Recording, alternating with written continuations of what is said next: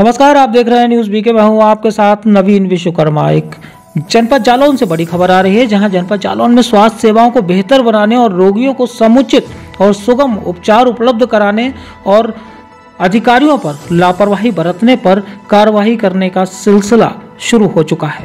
इस खबर पर अधिक जानकारी के साथ हमारे साथ संवाददाता देवेश कुमार स्वर्णकार जालौन से जुड़े हुए हैं। देवेश जी, ताजा खबर है कि अधिकारियों पर इस तरह से कार्रवाई के आदेश दिए गए हैं और कार्रवाई अमल में भी लाई जा रही है। फिलहाल आज क्या कार्रवाई अमल में लाई गई?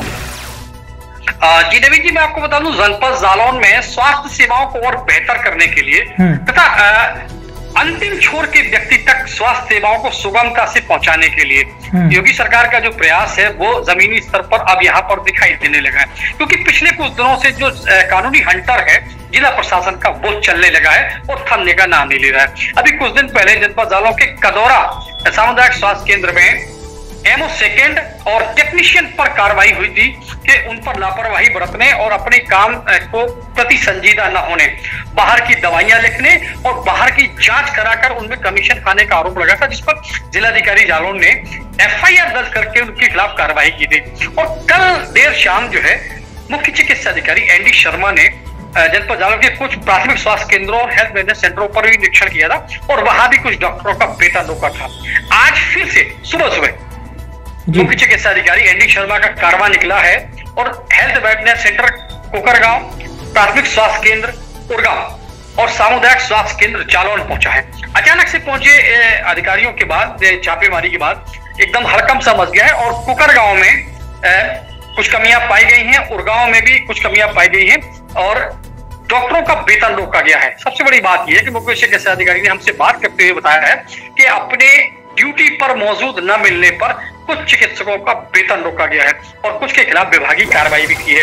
हालांकि जालौन सामुदायिक स्वास्थ्य केंद्र जब वो पहुंचे हैं तो उन्हें व्यवस्थाएं कुछ बेहतर नजर आई हैं, क्योंकि वहां पर उन्होंने ओपीडी करते हुए डॉक्टर भी उनके मिले, उन्हें वहां मिले हैं, महिला चिकित्सा अधिकारी भी मौके पर मिली है और जो दवा वितरण काउंटर था वहां उन्होंने कुछ लोगों से पर्चे भी लिए हैं ताकि उनको ये पता चल सके कि कहीं कोई बाहर की दवा तो नहीं लिखी जा रही है। लेकिन फिलहाल जालौन में ऐसा बिल्कुल नहीं देखा गया है। जालौन में जो पर्चे जो सामुदायिक स्वास्थ्य केंद्र का जो पर्चा था उस पर ही दवाई लिखी थी और जो व्यक्ति लाइन में लगे थे उनके हाथ में भी वही पर्चा सीएमओ ने पाया है। तो कहीं ना कहीं सामुदायिक स्वास्थ्य केंद्र जालौन में जो व्यवस्थाएं मिली हैं उसको देख के कहा जा सकता है कि जो योजनाएं सरकार की जिले में है वो क्रियान्वयन होती दिखाई दे रही है बनस्पत और जगहों के।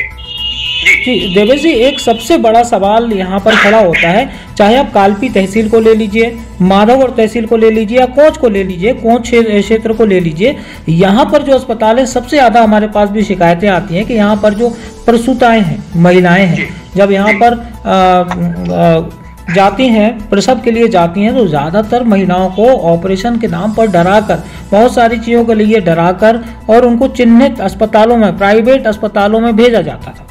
इस पर काफ़ी समय से चर्चा भी चल रही है और कई बार बातें सामने आती हैं, शिकायतें होती हैं, लेकिन देखा जाता है कि कोई अधिकारी, बड़े अधिकारी इस पर ध्यान नहीं देते और ये पूरे, आप अगर माने तो पूरे एक प्रदेश की बड़ी समस्या है, जहाँ पर सबसे ज़्यादा इस समस्या से गुजरते हैं, यहाँ की प्रसूताएं गुजरती हैं कि सामान्य तौर पर हो सकता है बच्चा, लेकिन फिर भी उनका ऑपरेशन किया जाता है और ऐसा होता है सिर्फ इसलिए ताकि स्वास्थ्य विभाग में बैठे कर्मचारी या अधिकारी, उनको ऊपरी कमीशन मिलता है प्राइवेट अस्पतालों से। इस पर महिला अस्पतालों पर जिलाधिकारी ने कोई ऐसा संदेश दिया है क्या, कोई मैसेज दिया कि इस तरह के लोगों पर भी जो रेफर किए जाते हैं उन पर कार्रवाई होगी?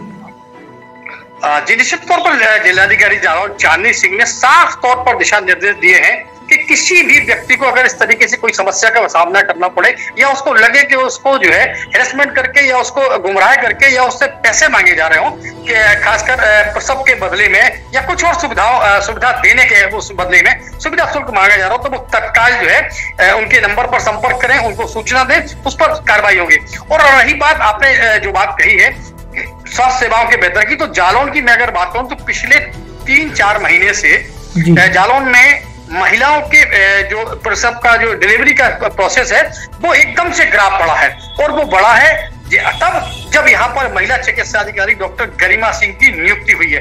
इससे पहले दरअसल होता क्या था, यहाँ पर एक एमटीएच स्टाफ हुआ करती थी, नर्स हुआ करती थी, तो वो नॉर्मली डिलीवरी तो करा सकती थी, लेकिन जब सीजर की समस्या होती थी तो उसको संस्थान रेफर किया जाता था। लेकिन जब से गरिमा सिंह यहाँ आई, उन्होंने भी एक रिकॉर्ड भी बनाया था कि सबसे ज्यादा सीजर भी उन्होंने इसी जालौन सामुदायिक स्वास्थ्य केंद्र में किए थे, जो अपने आप में टॉप व्यवस्था में गया था और यूपी में कुछ अंक उसको भी मिले थे। तो कहीं ना कहीं अब स्वास्थ्य सेवाएं जो है सामुदायिक स्वास्थ्य केंद्र जालौन में बेहतर नजर आ रही है। बिल्कुल, या इस तरह से भी कहा जा सकता है कि महिला अधिकारी हैं तो महिलाओं का दर्द भी समझती हैं। जी बहुत बहुत शुक्रिया देवेश जी इस पूरी जानकारी के लिए।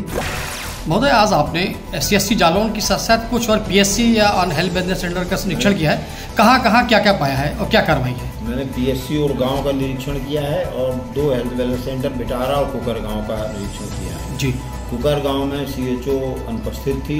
कुकर गांव का SWC बंद मिला 11 बजे मुझे, और उसको आज का वेतन भी रोका जाएगा और उसके खिलाफ कार्रवाई भी की जाएगी। SWC बिटारा में CHO उपस्थित थी और वो मरीज भी देख रही थी।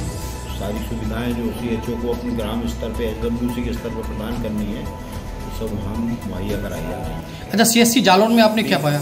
CSC जालौन में ठीक है, व्यवस्थाएं अच्छी हैं और बेहतर करनी है। यहाँ पे चूँकि मरीजों की संख्या का लोड ज़्यादा है जी, तो उसके अनुरूप और व्यवस्थाओं को अपग्रेड करने के लिए जी प्रयास करेंगे। यहाँ भी किसी चिकित्सक उपस्थित पाए गए? लोग यहाँ पे अनुपस्थित हैं, अभी जो अटेंडेंस रजिस्टर में उनके दस्तखत नहीं है जी, उनसे मैं स्पष्टीकरण दूंगा और अगर संतोषजनक स्पष्टीकरण नहीं होगा अधीक्षक के माध्यम से लूंगा तो उनका वेतन भी आज का बाधित किया जाएगा। खबरों का सिलसिला आगे भी जारी रहेगा, लगातार बने रहिए न्यूज़ वीके के साथ।